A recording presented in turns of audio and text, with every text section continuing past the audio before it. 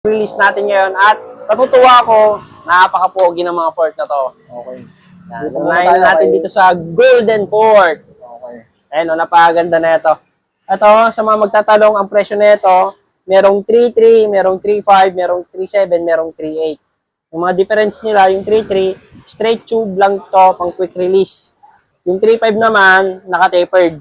Okay. Yung 3.8, meron siyang lower rebound adjuster dito. Yan, sa more on trail, kung more on trail kayo. Okay. Yung isa naman, walang lower rebound adjuster pero may remote. Okay. Yan. Available to sa 29, Sa 26. Sa 27, sold out agad.